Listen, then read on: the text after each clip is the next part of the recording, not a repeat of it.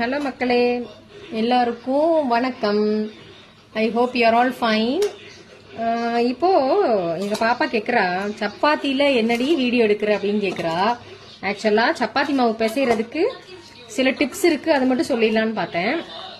அதாவது நீங்க வெது வெதுன்னு தண்ணீர் வச்சு மாவு பிசையுங்க, சரியா?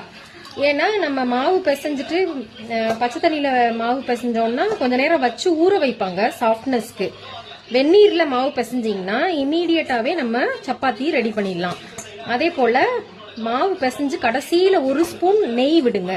நெய் விட்டு நல்லா பிசைஞ்சோம்னா நம்மளுக்கு நல்லா இம்மீடியட்டா சப்பாத்தி போடுறதுக்கான மாவு கிடைச்சிரும். அதே போல எப்படி இட்லி மாவுலாம் அரைச்சு ஃப்ரிட்ஜில் வச்சுக்கிறோமோ அதே போல கொஞ்சம் நிறையவே மாவு பிசைஞ்சு ஃப்ரிட்ஜில் வச்சு ஏர் டைட் கண்டெய்னர்ல வச்சுட்டோம்னா எப்பெல்லாம் சப்பாத்தி வேணுமோ அப்பெல்லாம் எடுத்து எடுத்து போட்டுக்கலாம்.